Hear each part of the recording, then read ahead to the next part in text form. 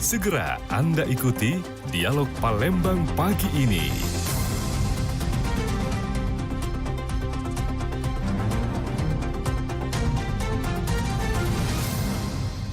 Assalamualaikum warahmatullahi wabarakatuh. Selamat pagi pendengar Pro 1. Selalu setiakah Anda? Satu ini luar biasa nih hari ini khususnya untuk pendengar setia Pro 1 berkaitan dengan hari Rabu tanggal 17 Juli 2024. Semoga tetap semangat aktivitasnya, apalagi yang baru selesai melaksanakan atau juga upacara memperingati Hari Kerukunan Nasional ya tiap tanggal 17. Dan pendengar, hari ini kita Dialog Palembang pagi akan bersama dengan narasumber kita yang sudah hadir di studio di Pro 1 RRI Palembang yang akan membawakan topik kita hari ini untuk Anda adalah upaya pengendalian inflasi di daerah. Dan sudah hadir di studio kita narasumber kita Bapak Nugraha Pukuh SST, Magister Ekonomi Kependudukan dan Ketenagakerjaan, staf ahli Madya BPS Provinsi Sumatera Selatan. Kita sapa dulu ya. Assalamualaikum Pak Nugraha. Waalaikumsalam warahmatullahi wabarakatuh. Iya, apa kabar? Alhamdulillah. Sehat ya? Sehat, Bu. Iya, bisa mendekat lagi tuh mic-nya. Boleh, Iya, boleh. biar suaranya lebih mengegar gitu. Iya, gimana hari ini aktivitasnya? Super sibuk nggak? Kayaknya belum, Bu. Belum ya? Belum. Semuanya lancar dari kemarin ya kayaknya. Alhamdulillah. Pak Nugraha di staf ahli Madya BPS sudah berapa lama nih? Saya di BPS sejak tahun 2028, Bu. Oh, 2008. 2028. 2008? 2008. Oh iya 2008. Oh, sorry, Iya iya. 2008. Sudah cukup lama ya di sana ya Pak Nugraha Sudah ya. cukup lama, sudah pindah 4 satker, Bu. 4 satker luar Iya. biasa. Ini satker yang keberapa? Ini yang keempat berarti. Yang Bu. keempat.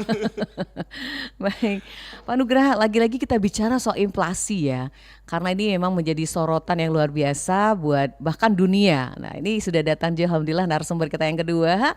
Ini sudah hadir di studio juga Bapak Elman Hadi, Esos MSI. Selamat datang Bapak, selamat pagi, salam sehat. Iya. Dan pendengar acara kita Dialog Palembang pagi ini kita juga mengajak pendengar untuk bergabung nanti di line telepon di 36997 atau di channel YouTube di Pro 1 atau RRI Palembang ya, di juga RRI Digital untuk Anda melalui Pro 1 RRI Palembang, karena informasi dan inspirasi. Ya izin Pak Elman bisa digunakan alat ini Pak Oke, biar kita komunikasinya lebih lancar gitu. Dan terima kasih Pak Elman Hadi di tengah kesibukannya sudah hadir di studio RRI Pro 1 Palembang yang akan bersama kita melalui Dialog Palembang pagi dengan topik adalah upaya pengendalian inflasi di daerah. Ya kita sapa dulu ya Pak Elman. Assalamualaikum Pak Elman. Waalaikumsalam warahmatullahi wabarakatuh. Iya, apa kabarnya Pak Elman? Alhamdulillah sehat. Saya selalu semangat pagi. Oke. Baik, Pak Elwan ini adalah Kepala Seksi Ketersediaan Pangan ya. Dan pendengar seperti biasa, siaran kita hari ini Anda bisa gabung di sini berpartisipasi juga di acara dialog bagaimana upaya pengendalian inflasi di daerah. Baik, kita ke Pak Nugraha dulu nih, nanti baru ke Pak Elman. Pak Nugraha, kita bicara soal inflasi ya. Inflasi ini menjadi sorotan dunia, bahkan ini bisa mengakibatkan hal yang berkaitan dengan ekonomi ya. Kalau untuk inflasi di Sumatera Selatan sampai dengan seperti ini tahun ini gimana menurut pengamatan Pak Nugraha sendiri? Baik, untuk Sumatera Selatan sendiri BPS telah mengukur inflasi untuk tahun 2024 itu sebanyak 6 bulan. 6 bulan sampai ya. dengan bulan Juni yang terakhir kita hitung. Bulan Juli akan kita rilis 1 Agustus nanti. Nah, untuk 1 semester 2024 ini inflasi di Sumatera Selatan dapat dikatakan cukup terkendali. Cukup terkendali. Di bulan Juni inflasi kita itu berada pada 2,48 di bawah dari inflasi nasional.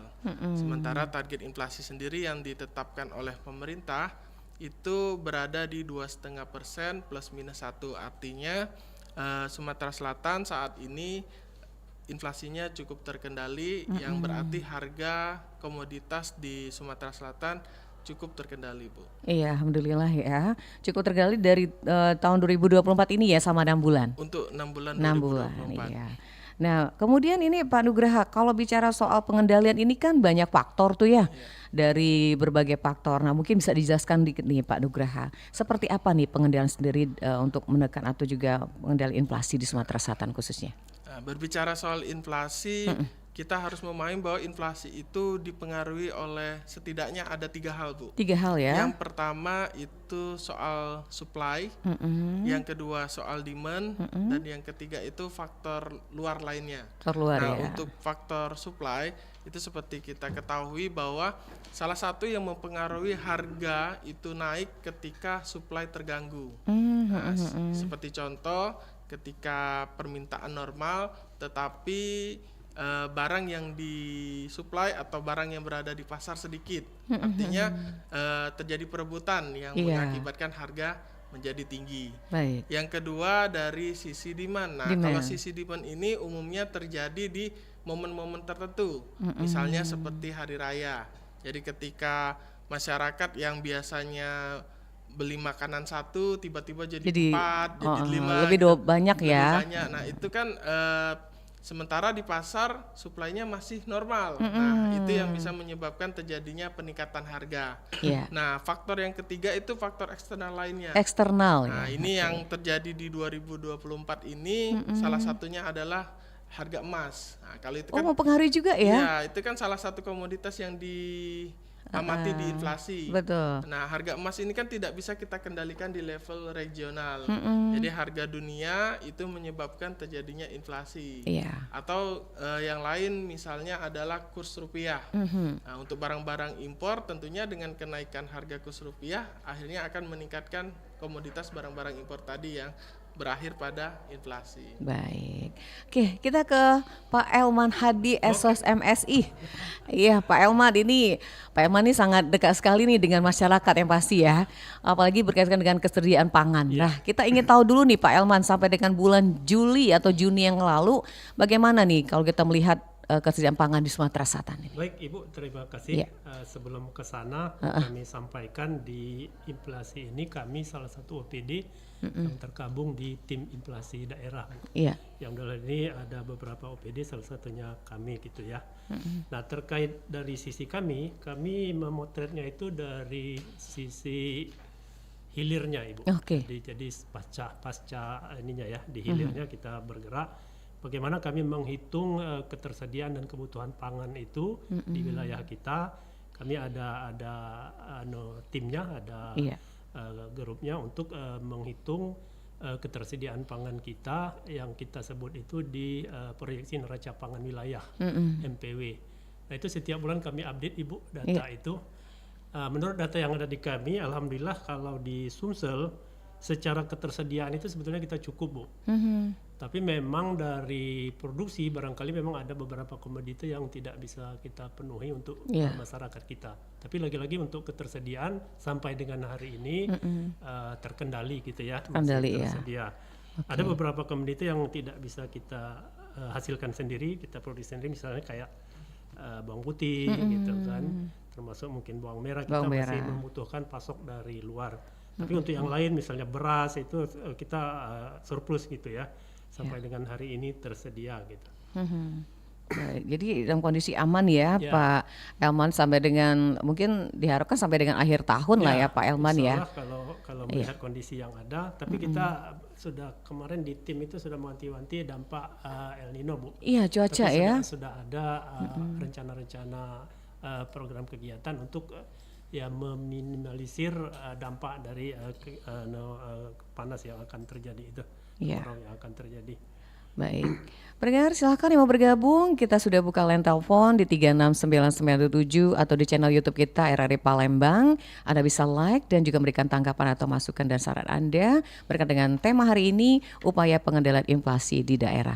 Masih ke Pak Elman nih, Pak Elman, kalau bicara soal bawang merah, bawang putih, itu kan memang beberapa faktor atau juga sembako katakanlah pangan yang bisa dikatakan mempengaruhi inflasi nih. Nah, ini bisa diceritakan sedikit nih Pak Elman, bagaimana keterkaitan ini antara inflasi dan juga kesediaan pangan ini? Baik Ibu, sebagaimana Ibu sampaikan memang ada beberapa komoditi pangan yang setiap minggunya itu selalu mempengaruhi inflasi kita di Sumatera Selatan. Ya, salah satunya tadi bawang merah, cabai merah, kemudian jagung juga termasuk di dalamnya.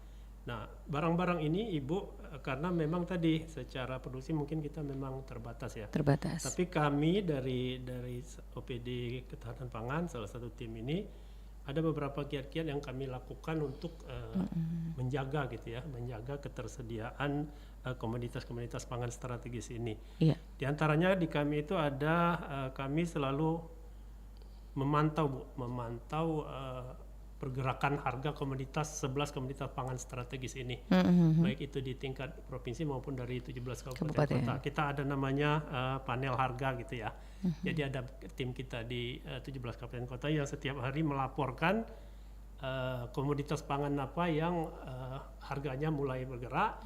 Nah dari situ nanti kita bisa semacam melakukan intervensi gitu ya. Misalnya kalau untuk mengatasi keterbatasan pasok gitu ya, kita dari Dinas Pangan itu melalui Bappenas itu Bu, Badan Pangan Nasional, itu kita ada memfasilitasi salah satunya biaya transportasi gitu ya. Iya. Jadi misalnya kita mendatangkan bawang merah dari daerah lain, dari provinsi lain. Nah di Bappenas itu ada kegiatan fasilitasi distribusi pangan namanya. Jadi dengan harapan nanti barang yang dimasukkan untuk memenuhi kebutuhan wilayah kita ini, harga transportasinya itu dibantu pemerintah dalam hal ini Badan Pangan, sehingga diharapkan stabilisasi barang dan harganya itu tetap stabil gitu ya. Ada beberapa kegiatan. Kemudian kami juga di Dinas Ketahanan Pangan ini melakukan gerakan pangan murah Bu. Oh gitu. Jadi Ini mungkin peran pemerintah juga ya. Iya. Ini ya. Jadi pemerintah berinisiasi bagaimana tadi mengendalikan harga ini. Karena kalau harga ini tidak terkendali ya otomatis akan berpengaruh ke masyarakat kan. Iya. Nah dengan pengaruh yang luas ini otomatis inflasi kita akan tinggi. Nah, alhamdulillah Sumatera Selatan itu selalu flat Bu. Jadi dia di bawah rata-rata nasional, di bawah 3% ke bawah. Tadi disampaikan Pak Yuda 2,48 itu untuk kondisi di bulan Juni gitu ya. Iya. Nah kita berharap ke depan Sumatera Selatan khususnya tetap stabil untuk inflasi ini agar masyarakat tenang untuk mendapatkan bahan pangan gitu ya, tidak terpengaruh gejolak kenaikan bahan pangan. Saya kira itu Ibu. Baik Pak Elman, kita ke ada Ibu Anggi ini di channel YouTube. Ya. Ada pertanyaan kayaknya ini langsung ke Pak Elman Hadi ini. Sumatera Selatan ini kan salah satu lumbung pangan nasional, tapi kenapa ya harga kebutuhan pokok masih saja mahal gitu? Mungkin termasuk beras ini Pak Elman ya. Silakan mungkin ditanggapi dulu, nanti bisa Pak Nugraha juga menanggapi. Silakan Pak Elman. Terima kasih Ibu apa tadi? Ibu Anggi. Ibu Anggi Ya. atas pertanyaannya. Memang benar Ibu. Kita sesungguhnya Sumatera Selatan itu khususnya beras ya. Beras itu kita surplus. Dan perlu diketahui sesungguhnya kalau ketersediaan beras sih Sumatera Selatan aman-aman saja gitu. Iya. Kenapa beras harganya naik? Harusnya nggak naik ya Pak ya kalau kita banyak gitu. Ini yang jadi PR kita di pemerintah ini Ibu. Betul. Barang ada, beras banyak, surplus, tapi Kok katanya masih naik. Nah lagi-lagi Ibu Anggi, kami dari Dinas Ketahanan Pangan itu ya sebelum ke sana ya kita juga istilahnya apa ya, mekanisme pasar Bu ya, masalah harga ini. Tapi kita sebagai pemerintah gitu ya, regulasi tetap memperhatikan ini jangan sampai memberatkan masyarakat. Nah di kami Bu Anggi di Dinas Ketahanan Pangan itu untuk mengatasi harga beras yang cenderung naik ini, kami ada di situ kegiatan namanya SPHP Bu, stabilisasi pasokan dan harga pangan. Salah satunya beras itu kita drop melalui Bappenas itu, tapi bekerjasama dengan Bulog wilayah gitu ya. Jadi Bulog itu menggelontorkan beras SPHP itu dengan harga murah gitu. Ada di kios-kios di pasar-pasar di seluruh kabupaten termasuk di provinsi. Kalau di Palembang ini ada beberapa tempat itu ya, di pasar kilometer 5, di pasar Lemabang, pasar Cindi barangkali yang datanya terdata gitu. Dan kios-kios yang dikuasai oleh Bulog gitu, di bawah Bulog. Kemudian kami sendiri di Dinas Ketahanan Pangan kami ada namanya toko kepo Ibu. Toko kebutuhan pokok. Oh, toko ada kepo itu di gitu ya. kantor kami. Jadi kalau Bapak Ibu yang pengen mendapatkan beras harga lebih murah gitu ya. Lokasinya di mana tuh Pak Di Elman? halaman kantor kami Bu, di kilometer 6. Kilometer 6. Kilometer 6 Jalan Kolonel Haji Berlian. Setiap hari kami buka. Ya insya Allah kalau mungkin tidak ada hambatan distribusi dari Bulog, ada tersedia beras namanya beras SPHP, beras SPHP. strategis pasokan dan harga pangan. Ini program dari Bappenas Pusat, Bu, dari Badan Pangan Nasional Iya. yang dikerjasamakan dengan Bulog dan diawasi dan dimonitor oleh kami dari Dinas Ketahanan Pangan dan Peternakan Provinsi Sulawesi Selatan. Nah, untuk yang komoditas lain, saya kira kalau selain beras ya, memang ada beberapa komoditas yang tadi saya sampaikan kita masih kekurangan dari sisi produksi. Tapi Iya. lagi-lagi menurut pengamatan kami, hitungan kami, Sumatera Selatan sampai dengan hari ini tidak ada komoditi yang defisit gitu, yang kurang gitu ya, sampai masyarakat tidak bisa membeli. Hanya lagi-lagi Ibu masalah harga gitu ya. Nah, harga ini tadi kita juga agak bingung ini Pak. harga ini. Dalam artian begini, barang itu tersedia tapi kok harga cenderung naik gitu Naik ya. gitu. Nah, tadi mungkin ada panic buying dari masyarakat gitu sehingga membeli. Kemudian kami juga Bu, di Dinas Ketahanan Pangan itu ada namanya program stop boros pangan. Iya. Jadi bagaimana kami mengedukasi masyarakat ini, mulai mengedukasi masyarakat ini agar berbelanja itu bijak gitu ya. Misalnya Jangan berlebihan beli gitu. cabai, beli bawang, beli sayur, beli banyak-banyak ditumpuk di kulkas. Akhirnya nggak termasak juga kan. Terbuang nanti akhirnya. Akhirnya busuk, nggak layak lagi dia dibuang. Iya. Nah, kami mulai mengedukasi itu ya agar tadi tidak kekurangan pangan di masyarakat dan masih banyak yang dibutuhkan oleh masyarakat kita yang lain.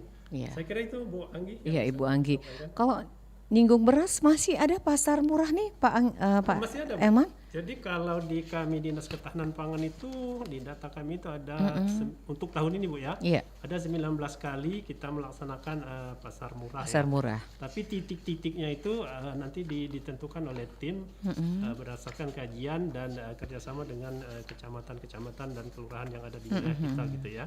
Iya. Nah, dari 19 kali itu ada dari APBN itu 14 kali, kemudian dari APBD-nya itu 4 kali, 4 kali. kemudian ada apel siaga pangannya itu sendiri. Mhm. Nah, terakhir sudah 14 kali ya kalau saya data saya ada yang sudah kami laksanakan. Iya. Itu setiap minggu kita laksanakan Ibu, dan tempatnya itu berpindah-pindah. Iya. Sesuai tadi dari hasil cocoknya di sini gitu. Kita Baik. kerjasamakan dengan wilayah RT setempat gitu Iya. ya.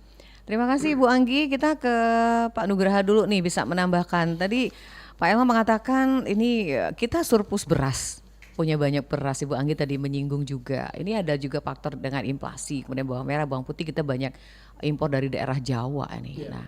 Nah gimana menurut tanggapan Pak Nugraha? Apakah poin-poin ini, hal-hal inilah yang mempengaruhi inflasi sebenarnya? Itu seperti apa Pak Nugraha? Ya betul Bu, seperti yang mungkin disampaikan oleh Pak Elman tadi, Iya. salah satu yang tidak bisa dikontrol langsung oleh pemerintah itu adalah mekanisme pasar Bu. Nah itu. Contohnya nih harga beras nih, mungkin Iya. di Sumatera Selatan surplus beras. Kalau dari data BPS tercatat itu sekitar 1,8 juta ton beras yang kita produksi di Sumatera Selatan setiap tahunnya. Setiap tahun. Dan konsumsi kita itu hanya sekitar 800.000, Iya. artinya masih sekitar 50% surplusnya. Iya surplusnya. Namun tentunya permintaan dari wilayah lain, terus harga dari wilayah lain itu Mempengaruhi.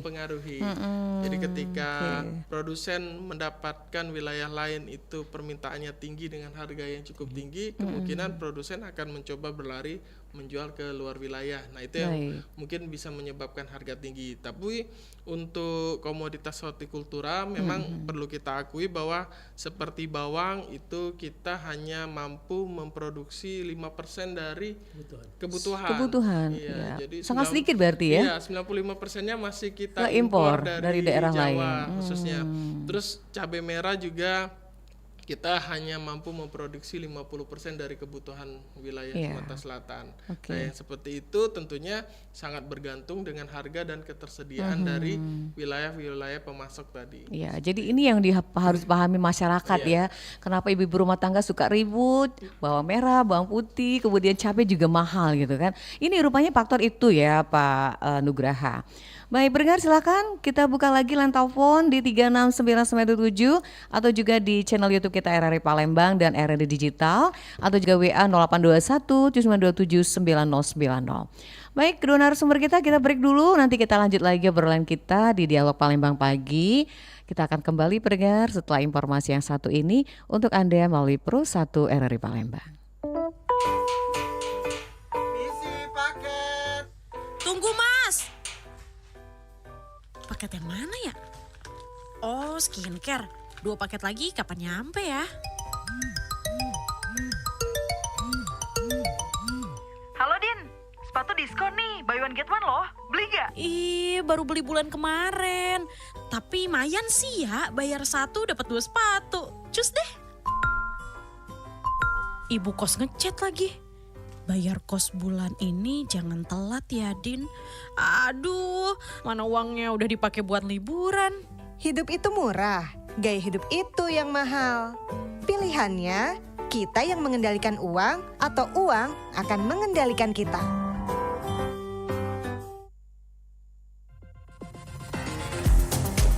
Masih bersama Anda, Dialog Palembang pagi ini hanya di Pro 1 RRI Palembang.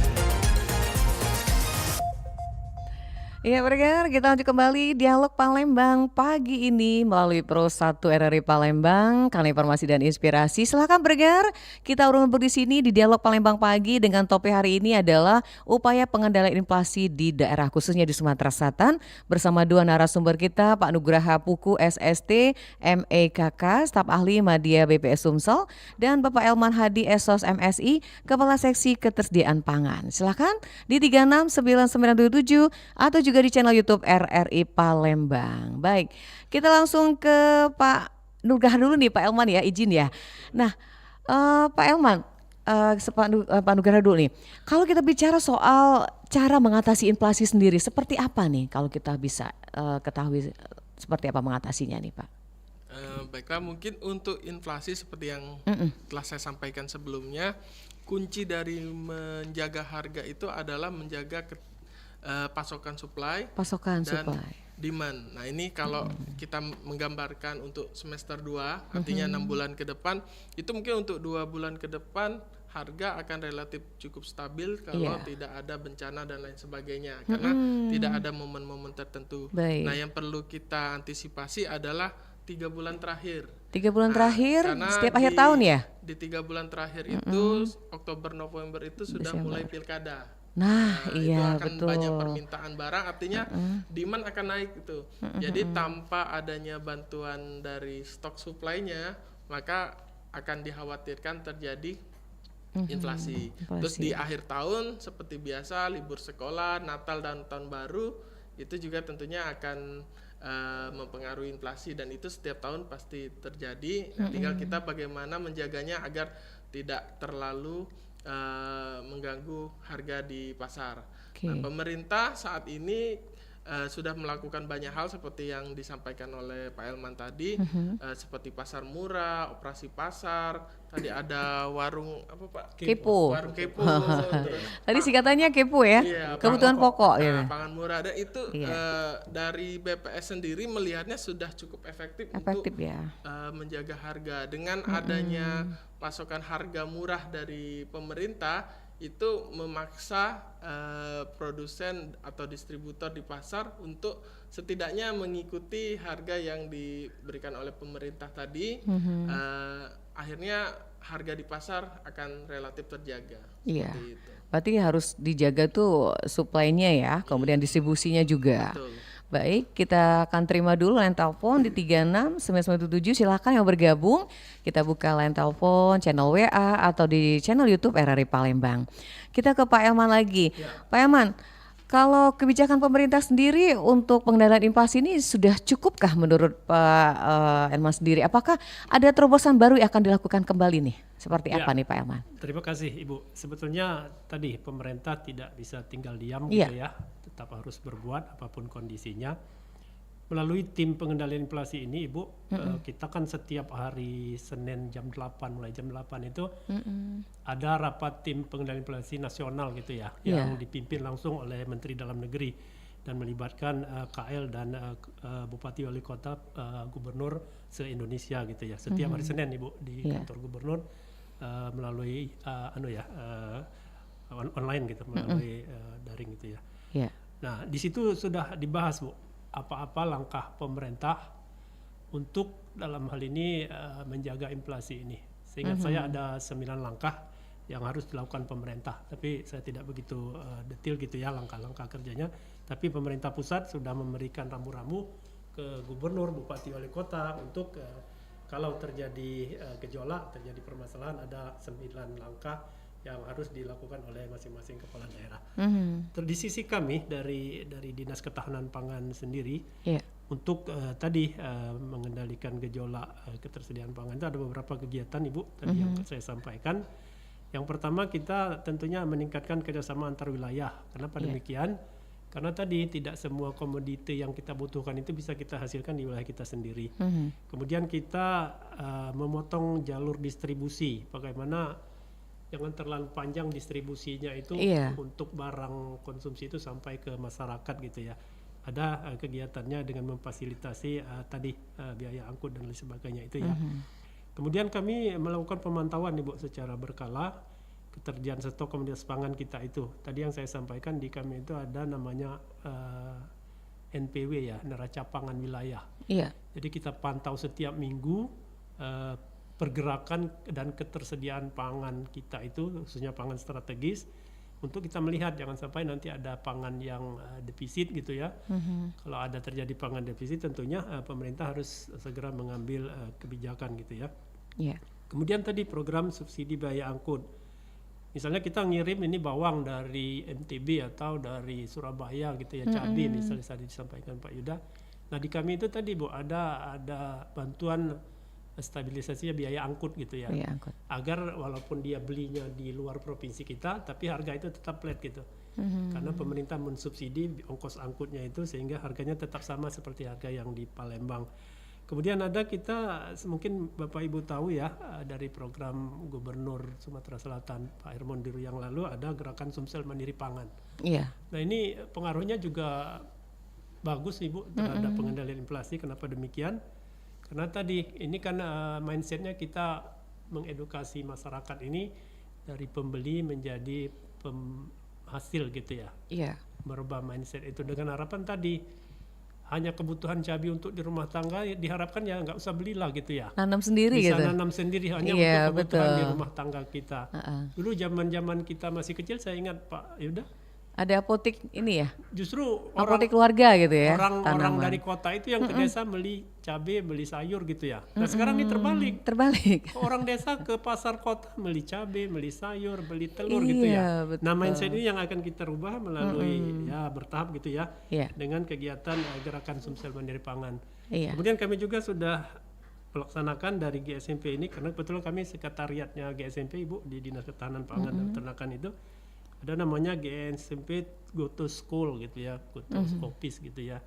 Bagaimana mengedukasi anak-anak sekolah ini untuk mulai memahami gitu ya, mulai bisa mau gitu untuk menanam kebutuhan-kebutuhan rumah tangga yang singkat gitu dengan memanfaatkan pekarangan-pekarangan yang ada di sekolah, yang ada di kantor gitu ya.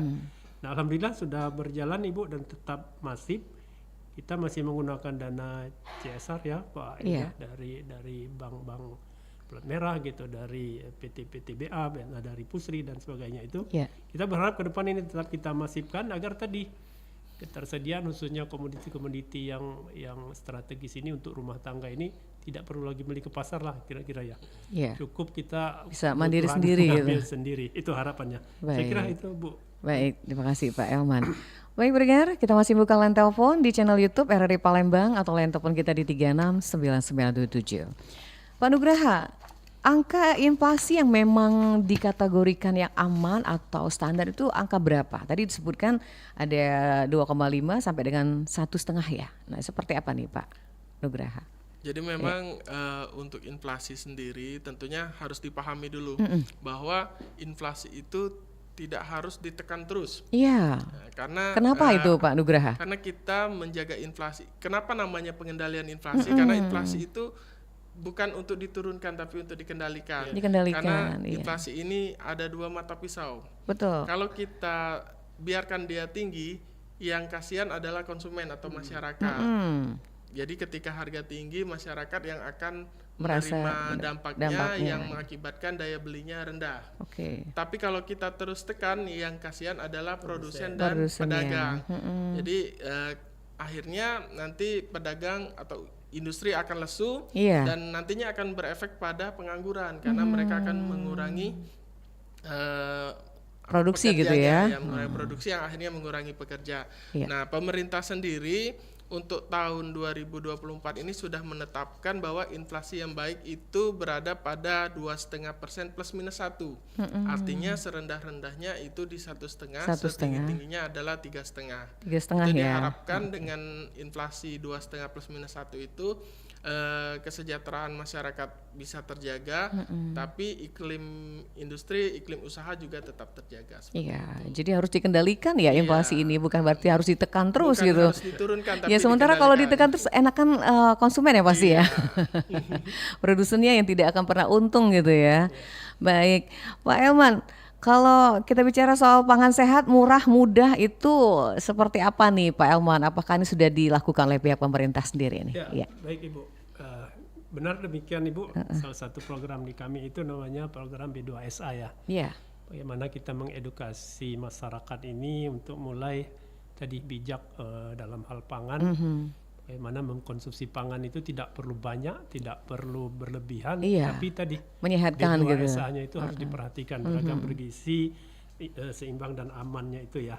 Nah, kami di dinas itu sudah beberapa tahun lalu Ibu sampai dengan saat ini tetap melaksanakan kegiatan itu di kami, mengedukasi baik di kita di provinsi maupun di 17 kabupaten kota. Iya.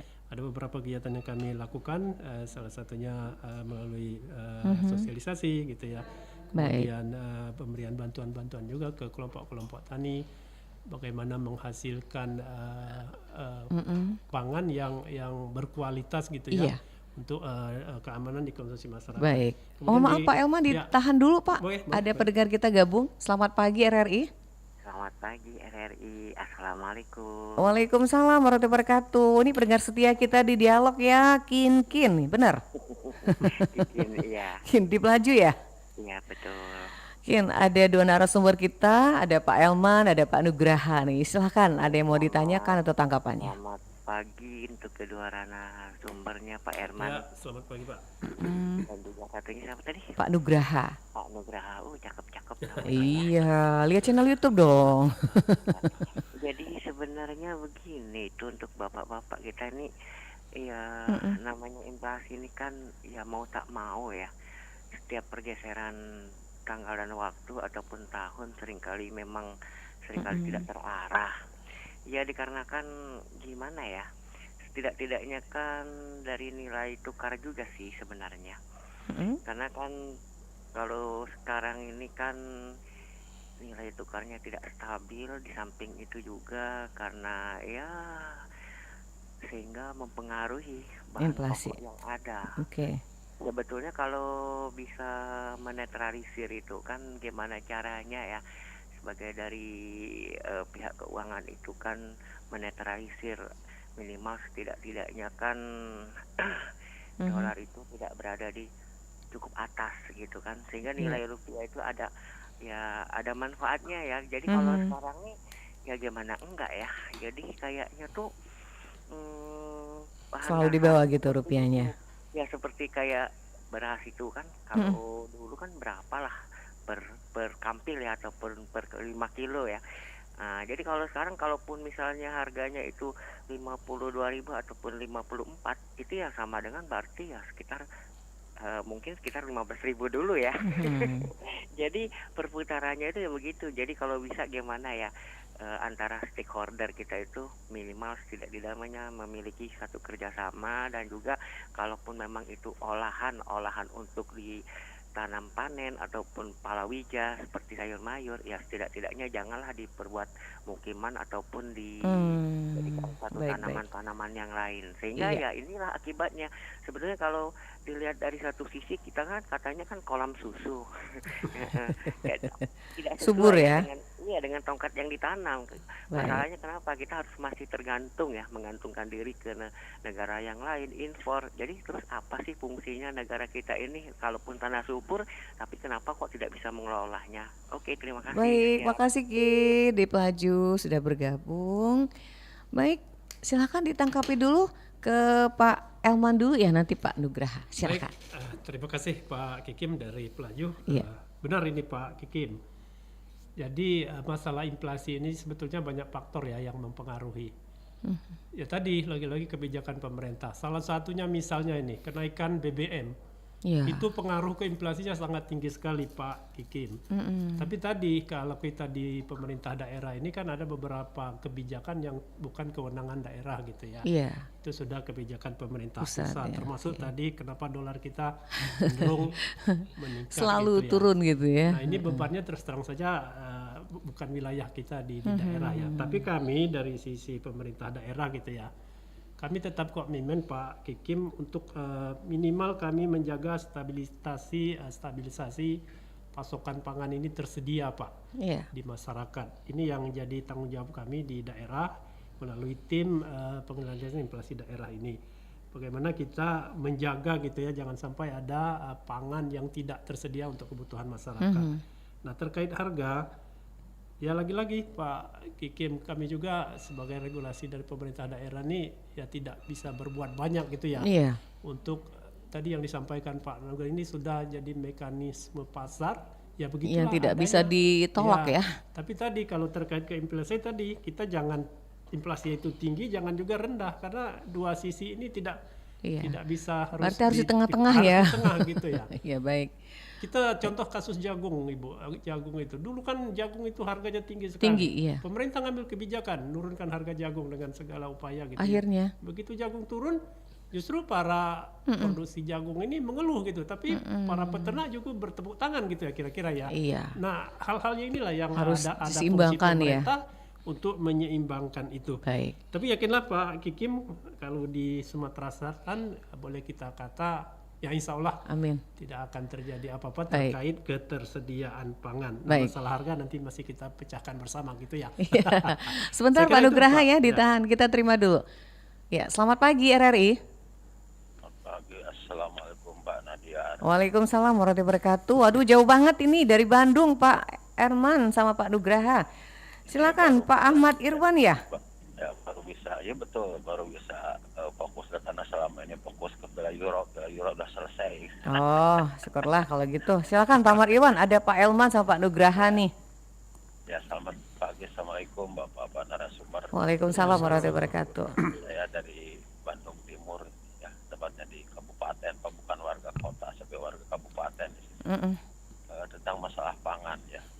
Sini kan digembar-gemborkan untuk ketahanan sembada pangan.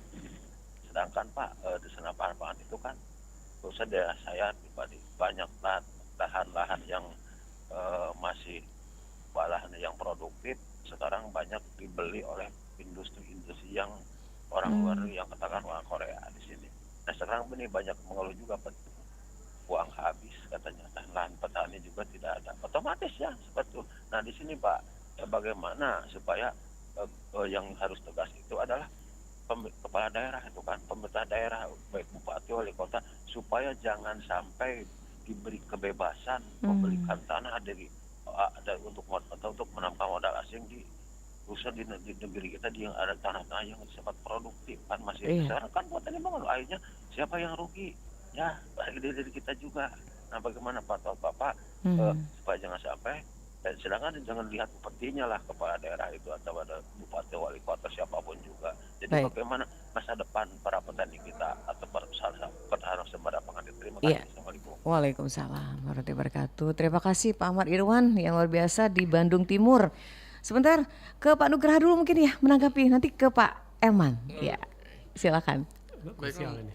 Iya. Tadi ada nyinggung juga tuh di pelaju lahan yang alih fungsi tadi ya. Iya, nanti bisa disinggung juga sama Pak Elman. Silakan Pak Nugraha. Mungkin saya sekaligus nanggapin dua penelpon tadi. Iya, boleh ya, silakan. Yang pertama mungkin terkait Pak Kikim tadi memang sebenarnya sudah disampaikan oleh Pak Elman tadi untuk nilai tukar rupiah dan kondisi ekonomi itu sudah ada di ranahnya pusat, Bu ya. Iya, Jadi bukan pemerintah daerah ya. daerah tentunya tetap mensupport, tapi Iya. tidak bisa berbuat banyak terkait Kebijakan nilai tukar itu. rupiah dan lain sebagainya. Namun untuk wilayah Sumatera Selatan khususnya pemerintah daerah tentunya menjaga stok, Bu. Menjaga stok itu baik menjaga ketersediaan dari sisi distribusi juga menjaga ketersediaan dari produksinya. Iya. Seperti kita ketahui Sumatera Selatan sendiri selain GSMP tadi, saya juga kemarin turut mendampingi Bapak Sekda sama Kepala BI itu ada upaya tanam bersama ya, tanam serentak Tanam serentak, untuk serentak ya. komoditas cabai dan bawang. Bawang. Nah, itu diikuti oleh 17 kabupaten kota di Sumatera Selatan. Iya. Nah, itu merupakan salah satu terobosan yang menurut saya sangat baik untuk meningkatkan produksi cabai dan bawang karena Iya. cabai dan bawang ini komoditas yang nggak mungkin tidak dikonsumsi Pasti oleh rumah setiap tangga. hari itu. Jadi salah Iya. satu upaya yang dikeluarkan oleh pemerintah daerah bekerjasama dengan BI tersebut, saya rasa salah satu upaya yang cukup strategis untuk menangani ketersediaan dari cabai dan bawang tadi. Iya. Terus yang kedua untuk alih fungsi lahan, Ini yang jadi faktor. itu memang salah satu faktor yang sangat sulit dikendalikan karena Iya. ya tentu kita ketahui lahan-lahan tadi kan sebagian besar adalah milik individu. Milik pribadi ya. Pemerintah tidak mungkin bisa menghalangi individu untuk Menjual, menjual lahannya iya. gitu. Ya paling pemerintah memiliki kekuasaan untuk membatasi izin mendirikan bangunan dan lain sebagainya dari sisi itu. Dan tapi itu karena bukan di ranahnya BPS, saya tidak berani berkomentar lebih betul. jauh. Seperti apa tantangannya karena yang lebih tahu adalah yang mengendalikan soal perizinan dan lain sebagainya. Iya. Oke. Baik, Pak Elman bisa menambahkan? Ya, sebetulnya Kaitan sama alih fungsi lahan ini sudah menjadi obrolan yang sangat luar biasa. Ya, sama seperti yang disampaikan Pak Nugraha tadi ya. Sebetulnya masyarakat ini, Bu, dia melihat potensi apa yang menurut dia akan menguntungkan gitu ya. Iya. Kalau kayak kita di Sumatera Selatan ini kan cenderung mereka sawit gitu ya. Tadinya karet. Beralih Sekarang fungsi. kopi lagi booming. Tadinya kopi ditebang-tebang semua. Sekarang malah bingung. Harga kopi naik 80.000, 70.000 gitu ya. Bahkan ratusan ya Pak ya. Nah tadi sebenarnya kalau masalah pengendalian lahan ini ya kami juga dari institusi kami tidak ada kewenangan gitu ya. Tapi yakinlah pemerintah daerah dalam ini sudah tahu ini, sudah paham ini apa yang harus dilakukan. Mungkin kalau terkait dengan tanaman padi, saya pernah ada ngikuti rapat itu, Bu, dari Kementerian Pertanian itu sekarang sudah booming Pak Nugraha untuk perluasan percetakan sawah dan lain sebagainya itu. Dan alhamdulillah Sumatera Selatan kemarin saya lihat paling besar alokasinya, Ibu, untuk kita membuka kembali lahan-lahan sawah yang Membuka kembali. dari program Kementerian Pertanian ini sebetulnya bukan dari kami ya, tapi saya pernah ikut rapat gitu. Nah, alhamdulillah Sumsel itu di tahun depan ini Pak Nugraha kita dialokasikan oleh Menteri Pertanian ini cukup banyak gitu, cukup luas gitu ya, dalam rangka untuk kita mengembalikan lagi lahan-lahan sawah kita yang sudah ditinggalkan, sudah tidak lagi diurus oleh petani karena tadi merasa tidak menguntungkan lagi barangkali ya. Tapi mungkin dengan kebijakan pemerintah, dengan regulasi dari pemerintah, ya kita harapkan karena nanti para petani ini akan akan naik kembali kemauannya untuk berbudidaya di desanya masing-masing gitu ya. Saya kira itu, Ibu. Baik, terima kasih untuk Pak Irwan di Bandung, juga Mas Kikin di Pelaju yang sudah ditanggapi oleh Pak Nugraha dan Pak Elman. Ada channel YouTube ini pertanyaan dari Hill Climber to Gaming. Wow, keren banget namanya ya. Terima kasih udah like. Pertanyaannya, bagaimana mengendalikan inflasi yang disebabkan oleh naiknya harga emas dunia? Nah, mungkin Pak Nugraha dulu nih. Silakan Pak Nugraha ditangkapi dulu nih untuk Hill Climber. Iya. Baiklah, Hill apa? Hill. Ya, Oh, keren banget namanya. Namanya siapa nih? Ada gamingnya gitu.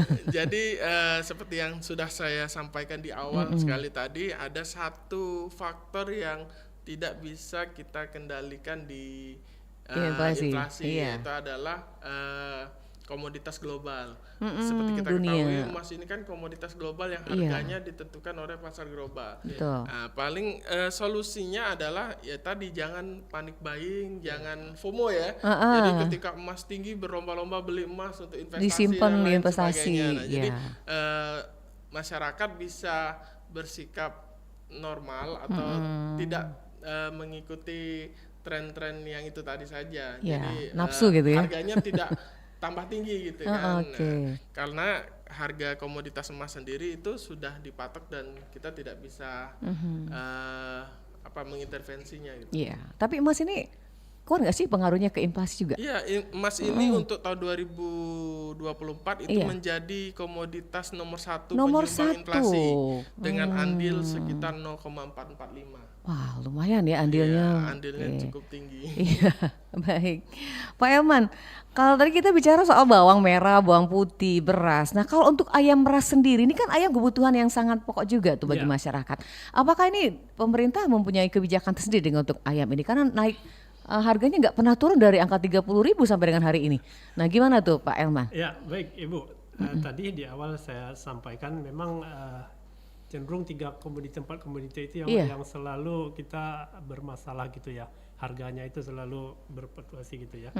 Nah, terkait ayam termasuk telur di dalamnya, sebetulnya dari pemerintah sendiri sudah ada Ibu kegiatan regulasi yang dilakukan gitu ya. Iya. Tadi kita memfasilitasi pakan ternak itu sudah ada itu dilakukan oleh pemerintah gitu ya, bekerja sama dengan para pelaku usaha ternak ayam itu. Jadi bagaimana kita tadi saya bilang mengendalikan harga jagung, Iya. memfasilitasi biaya transportasi jagung gitu ya.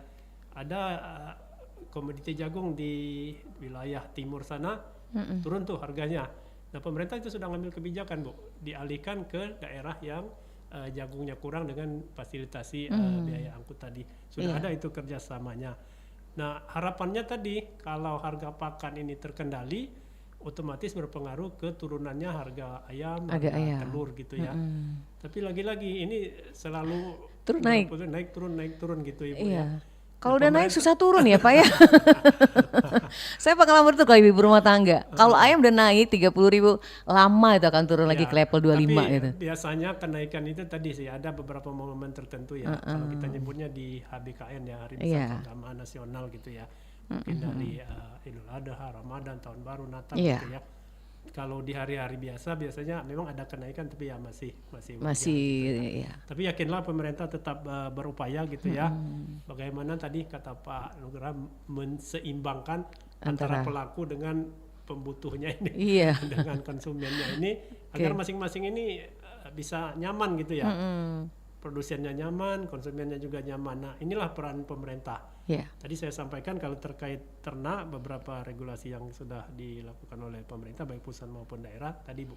Kita sudah mempertemukan kerjasama mempertemukan para pelaku usaha ini Iya. dengan regulatornya masing-masing, membantu biaya-biaya transportasi pakan, Iya. memindahkan pakan yang murah ke pakan yang mahal gitu ya, sehingga paling tidak ya ada balance gitu ya Baik. antara kebutuhan produksi dengan harga jual komoditas itu tadi. Saya kira itu Ibu. Baik, Pak Elman, kalau nyinggung soal penetapan harga, ini ada nggak sih urut campurnya pemerintah gitu? Karena ini seringkali produsen seenaknya aja kadang menaikkan harga dan lain-lain. Nah, ini Ya. akan juga mempengaruhi inflasi gitu Pak Elman. Ada Ya. beberapa komoditas memang yang diatur pemerintah IT-nya itu Bu ya. Iya, Termasuk harga beras, eceran tertinggi gitu ya. Jagung gitu ya. Termasuk ayam ada itu. Sudah ditetapkan pemerintah. Tapi lagi-lagi walaupun pemerintah sudah menetapkan harga, ada aja yang di Iya. atas harga yang sudah ditetapkan pemerintah. Tapi tetap dibeli gitu ya, Iya, Pak ya. karena kebutuhan gitu Iya, ya. betul. Ya, penjual juga sih dia nggak bisa lagi bertahan dengan harga yang ditetapkan pemerintah gitu ya. Tadi karena sudah tidak ada lagi margin keuntungan Baik. kalau mengikuti HET itu. Iya. Tapi pemerintah tetap memotret gitu ya, tetap melihat, tetap menganalisa gitu ya. Berapa sih sebetulnya harga yang wajar beberapa komoditas strategis itu untuk kebutuhan masyarakat. Iya. Ada itu beberapa Bu yang sudah diatur pemerintah gitu Baik, ya. ya. Kita ke Pak Nugraha dulu. Pak Nugraha, kalau Sumatera Selatan ini kan ada 17 kabupaten kota ya. Banyak daerah-daerah yang memang akses jalannya, kemudian distribusi penyalurannya. Ini kan sangat berpengaruh gitu untuk turun naiknya harga. Nah, ini gimana Pak Nugraha untuk hal ini? Ya. Pertama-tama mungkin yang perlu saya sampaikan untuk penghitungan inflasi Sumatera Iya. Selatan itu kita menghitungnya diwakili oleh 4 kabupaten 4 kota. kabupaten kota. Oh, itu sudah terwakili ya? Ya, karena tidak memungkinkan untuk melakukan Semuanya. pendataan di semuanya. Jadi untuk kota itu diawasi atau diamati di Kota Palembang Kota dan Palembang, Lubuk Linggau. Lubuk Linggau. Sementara untuk kabupaten itu di Oki dan Muara Enim. Hanya 4 ya. Untuk transportasi sendiri seperti yang tadi berulang-ulang disampaikan Pak Elman itu memang menjadi salah satu faktor utama peningkatan harga. Iya. Kadang-kadang di sisi produsen atau petani harga sudah murah, tapi di pasar tiba-tiba mahal. Beda gitu di Itu, lapangannya. permainan seperti itu yang mungkin menjadi kendala, khususnya untuk wilayah-wilayah yang jauh ya, yang Iya. tidak ada pasar tetap gitu kan, yang biasanya pasar kalangan dan lain sebagainya. Saya juga kemarin sempat mendengar untuk tahun 2024 ini Iya. pemerintah daerah melalui Dinas Pertanian sudah bekerja sama juga dengan BI kalau nggak salah Pak, bekerja sama kalau nggak salah dengan Kabupaten Purbalingga atau mana itu perjanjian G2G untuk impor bawang. Impor bawang. Bawang atau cabai gitu. Di sana itu harganya murah Bu.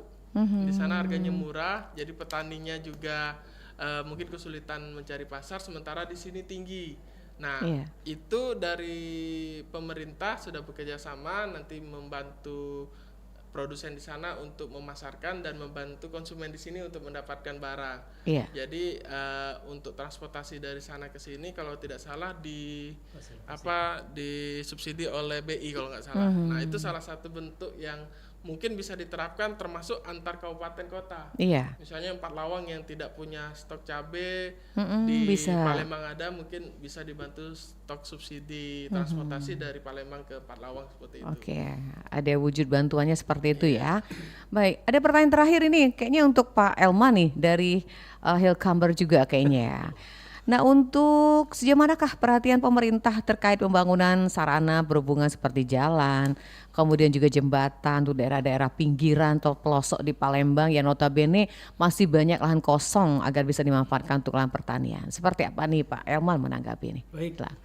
Terima kasih Mbak Il atas pertanyaannya. Tadi ya kalau sudah terkait ke infrastruktur gitu ya, lahan, sebenarnya bukan domain kami di Dinas Iya. Ketahanan Pangan. Tapi begini, itu di tim pengendalian inflasi itu terdiri dari beberapa OPD, Iya. Ibu. Salah satunya ada perhubungan ya, ada PU gitu ya. Jadi di tim inflasi daerah ini berkolaborasi bagaimana distribusi pangan itu bisa lancar gitu, bisa sampai ke titiknya, kolaborasi antar OPD terkait ini tadi, bagaimana transportasinya, bagaimana pengamanan di jalannya, sehingga tadi bagaimana memutus jalur distribusi itu agak singkat gitu ya. Iya. Nah, di tim inflasi daerah ini masing-masing OPD itu sudah ada tanggung jawabnya masing-masing gitu ya. Baik. Termasuk di dalamnya dari Satgas Pangan, dari hal ini dari kepolisian sendiri gitu ya. Sehingga kita berharap dengan tim ini tadi masalah pergerakan pangan kita ini dapat terkendali, tidak ada masalah gitu ya, sehingga ke titik konsumsinya itu, konsumennya itu barang tersedia dengan harga yang terjangkau. Baik. Kalau terkait tadi masalah infrastruktur segala macamnya itu, saya kira sudah ada dari OPD masing-masing yang Sudah ya, menangani baik. di dalam tim pengendalian inflasi ini, karena semua dilibatkan OPD-OPD yang kira-kira bersangkutan Iya. dengan kegiatan dalam hal pengendalian inflasi ini. Kalau kami dari sisi Dinas Ketahanan Pangannya, kami hanya memastikan, menghitung Iya. ketersediaan pangannya itu untuk wilayah kita cukup atau kurang. Gitu. Iya, baik. Kalau cukup kita akan berbuat apa, kalaupun kurang pemerintah harus berbuat apa. Iya. Tapi tadi di awal saya sampaikan, alhamdulillah untuk Sumatera Selatan dari sisi ketersediaan kita katakan, kita jamin barang tersedia. Amin. Hanya bagaimana untuk mengendalikan harga Iya. jangan sampai terlalu tinggi, Baik. tidak juga terlalu rendah. Terlalu rendah, ya. Saya Berarti kira itu. sedang-sedang saja ya, Pak Elman. Baik, ternyata nih bukan Hillcumber, namanya Mbak Febrina. Iya, anaknya ganti nama gitu. Iya, ini biasa nih dunia IT ya. Terima kasih Mbak Febrina sudah perhatian sekali dengan dialog kita pagi hari ini, memberikan pertanyaan dan tanggapannya luar biasa, sukses untuk Mbak Febrina. Baik, kedua narasumber kita di penghujung waktu ada pesan buat masyarakat nih ke Pak Elman dulu, nanti Pak Nugraha berkaitan dengan pengendalian inflasi. Seperti apa yang buat masyarakat? Silakan Pak Elman. Baik, terima kasih Ibu. Jadi para pendengar sekalian, terkait dengan komoditi pangan, khususnya komoditi pangan strategis, kami berharap masyarakat tidak terlalu panik ya, tidak usah panik buying. Yakinlah pemerintah akan tetap menjaga, akan tetap menstabilkan kebutuhan pangan pokok kita ini khususnya. Jadi harus bijak gitu ya di dalam kita membeli, di dalam kita mengkonsumsi. Tadi saya sampaikan kami di Dinas Ketahanan Pangan Provinsi Selatan itu Ibu sudah ada program namanya Stop Boros Pangan. Ya salah satunya itu pengaruhnya sangat luas Ibu ke kita pengendalian ketersediaan pangan kita ini. Karena disinyalir beberapa tahun lalu ke belakang kita ini banyak sekali pangan-pangan kita itu yang terbuang Bu. Iya. Dari data yang ada itu, sehingga pemerintah merasa penting untuk mengedukasi masyarakat ini agar mulai bijak ini terhadap pangan ini. Kemudian ya artinya jangan terbiasa kita menumpuk-numpuk pangan yang pada akhirnya nanti tidak akan termakan oleh kita dan mubazir gitu ya. Seperti misalnya kita di acara-acara kantor, di pesta, di sering di dibuang-buang tempat-tempat gitu. yang di kafe, di mana-mana itu. Ya bijaklah kita menggunakan pangan itu, karena tadi pangan ini dibutuhkan oleh semua masyarakat dan ketersediaannya ini kita harus jaga, jangan sampai tidak ada. Kalau kita bijak, setidak-tidaknya akan mengurangi pangan-pangan yang bisa dimanfaatkan oleh orang lain gitu ya, selain kita. Baik. Saya kira itu. Baik, terima kasih terhadap pangan. Iya. Pak Nugraha silakan. Pak Nugraha pesan apa nih buat masyarakat kita dengan topik hari ini upaya pengendalian inflasi? Silakan Pak Nugraha. Untuk inflasi sendiri mungkin nggak jauh berbeda dengan yang disampaikan Pak Elman. Memang inflasi ini nggak hanya dari sisi pemerintah maupun produsen, tapi ada juga peran penting dari masyarakat terkait permintaan tadi. Jadi yang pertama mungkin benar yang disampaikan Pak Herman, masyarakat diharapkan untuk bijak dalam mengkonsumsi. Jadi jangan berboros-boros atau membuang-buang gitu. Buying gitu ya. Panik buying. Ada isu beras hilang langsung beli, padahal sebenarnya di pasar banyak gitu kan. Akhirnya memang jadi naik sendiri harganya. Terus yang kedua mungkin kita bisa membiasakan untuk mencari produk substitusinya. Pengganti. Jadi, kalau harga ayam tinggi ya nggak harus maksa beli ayam gitu, masih ada ikan dan lain sebagainya. Iya, betul. Terus yang ketiga mungkin untuk masyarakat itu kegiatan-kegiatan yang seperti tambahan ya sifatnya tidak terlalu penting, tadi seperti yang disampaikan Pak Herman, kita mengusahakan untuk seefektif mungkin atau seefisien mungkin sehingga permintaan tidak terlalu tinggi gitu. Tidak terlalu memaksakan untuk biasanya makan sedikit harus banyak gitu kan.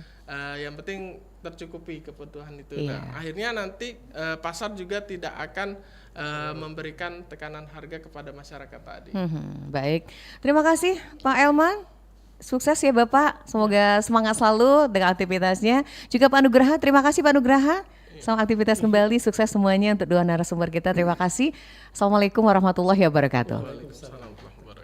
Baik pendengar, dialog Palembang pagi ini sampai di sini kita hadirkan untuk Anda di hari Rabu 17 Juli 2024 bersama dua narasumber kita yang luar biasa hari ini, Pak Nugraha Puku SST MEKK, staf ahli Madya BPS Provinsi Sumsel, dan Bapak Elman Hadi Esos MSI, Kepala Seksi Ketersediaan Pangan yang sudah bersama kita melalui dialog Palembang pagi. Terima kasih untuk Ibu Anggi, juga Mas Kikin di Pelaju, ada Pak Ahmad Irwan di Bandung, dan Mbak Febrina yang sudah bergabung di acara kita. Semoga memberikan manfaatnya dan juga membuat wawasan kita terutama untuk masyarakat untuk tetap menjaga konsumsi kita jangan berlebihan. Itu yang pasti. Saya Nadia bersama rekan Dina juga rekan Suni pamit undur dialog Palembang pagi. Semoga memberikan manfaatnya dan kami tutup dengan ucapan wassalamualaikum warahmatullahi wabarakatuh. Baru saja Anda ikuti dialog Palembang pagi ini.